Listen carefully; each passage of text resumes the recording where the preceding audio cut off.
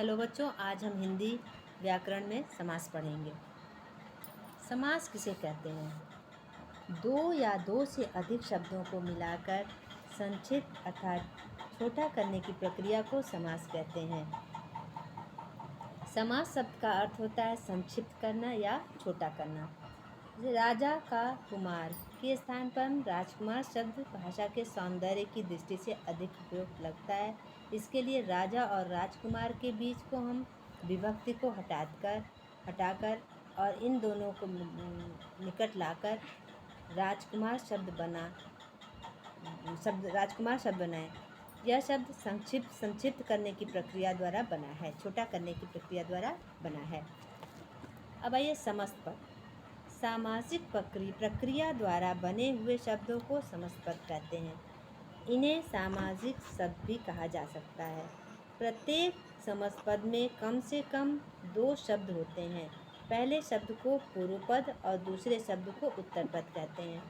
भर पेट, चाणक्य रचित, देश प्रेम, इन समस्त पदों में भर, चाणक्य और देश पूर्व पद है तथा पेट, रचित और प्रेम उत्तर पद है।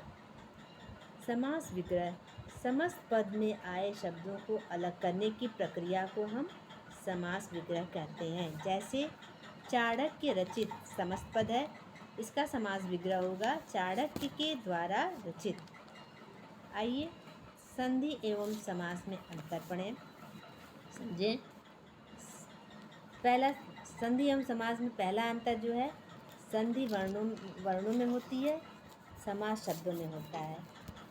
दूसरा, संधि में विभक्तियों या शब्दों का लोप नहीं होता, जबकि समास होने पर विभक्तियों और शब्दों का लोप भी हो सकता है।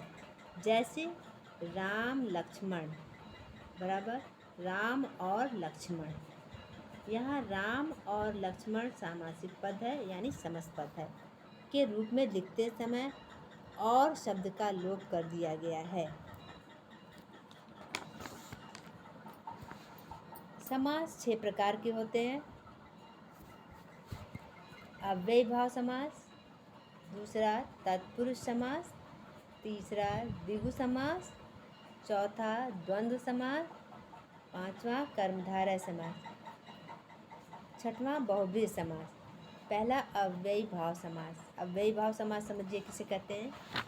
जिन समस्त पद में पूर्व पद यानी पहला पद प्रधान होता है और समास होने पर पूरा पद अव्यय बन जाता है, जैसे उसे हम क्या कहते हैं? अव्ययीभाव समास कहते हैं। जन्म भर यानी आजन्म, हाथ ही हाथ में, हाथों हाथ, मरण पर्यंत, आमरण, पेट भरकर, भर पेट, बिना कसूर के, बेकसूर, शक्ति के अनुसार, यथाशक्ति। ये हो गया हमारा अव्ययी भाव। अब आइए सेकंड वाला हो गया तत्पुरुष समास। जिन समस्त पदों में उत्तर पद प्रधान होता है, कौन सा पद प्रधान होता है? उत्तर पद, जिससे उत्तर निकलता हो, उन्हें हम तत्पुरुष समास कहते हैं। जैसे राजमहल, राजा का महल, राजपुत्र, राजा का पुत्र, इन समस्त पद में महल और पुत्र जो है प्रधान है, यानी उत्तर है, प्रधान शब्द है, उत्तर पद है। तत्पुरुष समास में समस्त पदों के बीच आए हुए कारक के चिन्हों का लोप हो जाता है। इसमें कर्म कारक से अधिकरण कारक के पर सर्गों का लोप होता है। जैसे कर्म कारक की विभक्तियों का लोप होना। गगन को चूमने वाला, यहाँ को क्या हो गया? कर्म कारक। गगन को चूमने वाला, तो को यहाँ जब लोप हो को विभक्ति लोप हो जाएगी तो क्या हो जाएगा? यहाँ गगन चुंबी, यानी गगन को चूमने वाला। माखन को चुराने वाला, यहाँ कारक को का लोप करने पर क्या हो जाएगा? माखन चोर। दूसरे ख आ जाएगा कर्ण कारक की विभक्ति से, कर्ण कारक की विभक्ति से अथवा के द्वारा का लोप होना। जैसे तुलसी के द्वारा कृत यानी रचित, तो क्या हो जाएगा? उसमें से के द्वारा जो है कारक कर्ण कारक चिन्ह को हम जब लोप कर देते हैं तो क्या हो जाता है? तुलसीकृत, सिर्फ तुलसीकृत रह जाता है। दूसरा एक और उदाहरण समझिए। अकाल से पीड़ित, किससे पीड़ित? अकाल से पीड़ित। यहाँ कारक क्या है? कर्ण कारक क्या है? से। अब किससे पीड़ित है? अकाल से का लोप होने पर हम उसको अकाल पीड़ित लिखेंगे। ग आ गया संप्रदान कारक विभक्ति के लिए लोप होना। रसोई के लिए घर, किसके लिए घर? रसोई के लिए। तो यहाँ संप्रदान कारक में के का लोप करने पर रसोई घर हो जाएगा। हवन के लिए सामग्री, किसके लिए सामग्री? हवन के। तो के संप्रदान कारक का विभक्ति का लोप करने पर क्या हो जाएगा? हवन सामग्री। अब आइए अपादान कारक विभक्ति से लोप होने का। जन्म से रोगी अर्थात जन्म रोगी। देश से निकाला, देश निकाला। अंगा संबंध कारक की विभक्ति का के की का लोप होना। गंगा का जल अर्थात गंगा जल। यहाँ गंगा किसका जल? गंगा का जल। का आ रहा है संबंध के लिए, गंगा जल से संबंध हो रहा है, संबंधित हो रहा है। तो यहाँ का जब हम लोप कर देंगे, का विभक्ति संबंध कारक में का का लोप कर देंगे तो हो जाएगा गंगा जल। किसका जल? गंगा का जल। राजा की पुत्री अर्थात संबंध कारक है ये। किसकी पुत्री? राजा से, राजा की पुत्री राजपुत्री। यहाँ की संबंध कारक का लोप हो रहा है। अब आ गया च आखिरी। अधिकरण कारक की विभक्ति में या पर का लोप होना। कार्य में कुशल, अधिकरण कारक विभक्ति में कार्य में कुशल। किसमें कुशल? कार्य में कुशल। यानी में का लोप होने पर कार्य कुशल। घोड़े पर सवार, किस पर सवार? घोड़े पर। अधिकरण कारक की विभक्ति है इसमें। तो पर जब हम लोप कर देंगे तो क्या हो जाएगा? घुड़सवार। अब तीसरा आ गया द्विगु समास। द्विगु समास में क्या होगा? जिन समस्त पदों में पूर्व पद जो होता है संख्यावाचक होता है। पहला पद क्या होता है इसमें? संख्यावाचक, उन्हें हम द्विगु समास कहते हैं। तीन भुजाओं का समूह, कितनी भुजाओं का समूह? यहाँ संख्या बता रहा है। तीन भुजाओं का समूह क्या हो गया? त्रिभुज। इसमें पहला पद क्या हो गया? संख्यावाचक हो गया। शत शब्दों का समूह, किसका? शत अब्दों का समूह, शताब्दी। नौ रत्नों का समूह, नौ रत्न। तीन लोकों का समूह, त्रिलोक। यहाँ संख्या पहला जो पद है वो संख्यावाचक है। फिर आगे चौथा हमारा द्वंद्व समास। जिन समस्त पदों के दोनों पद प्रधान होते हैं उन्हें हम द्वंद्व समास कहते हैं। द्वंद्व समास में दोनों पदों के बीच से और या आदि योजक शब्दों का लोप हो जाता है। सुख और दुख, सुख और दुख और का लोप हो जाएगा तो यहाँ सुख दुख योजक चिन्ह लग जाएगा।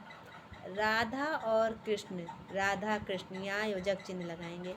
ठंडा या गरम, या का लोप हो जा रहा है तो ठंड गर्म। नाना और नानी, यहाँ और का लोप होने से, और पद का लोप होने से नाना नानी। दिन और रात इत्यादि। इसी तरह कर्मधारय समास पांचवा आ गया हमारा कर्मधारय समास। जिन समस्त पदों के दोनों पदों में विशेषण विशेष्य या उपमान उपमेय का संबंध होता है उन्हें हम कर्मधारय समास कहते हैं। जैसे चंद्रमा के समान मुख अर्थात चंद्रमुख। इसमें क्या कह रहा है? चंद्रमा के समान मुख उपमान में उपमेय हो रहा है। कमल के समान चरण, इसमें उपमेय में उपमान हो रहा है। किसके समान चरण? कमल के समान। महान है जो राजा, यहाँ महान है जो राजा में विशेषण, कैसा है राजा? महान। पहले हो रहा है विशेषण, किसके लिए कहा जा रहा है? विशेष के लिए, राजा के लिए, तो महाराजा। नीला है जो कमल, नीला है जो कमल का क्या हो जाएगा? नील कमल। इसमें क्या हो रहा है? विशेषण का विशेष से तुलना की जा रही है। छठा आ गया बहुब्रीहि समास। जिस समस्त पद में कोई भी पद प्रधान न होकर किसी तीसरे पद की ओर संकेत करते हैं उन्हें हम बहुब्रीहि समास कहते हैं। पीले हैं अंबर जिसके, किसके? अंबर यानी वस्त्र। पीले हैं अंबर अर्थात कृष्ण या विष्णु। किसका वस्त्र पीला है? कृष्ण या विष्णु।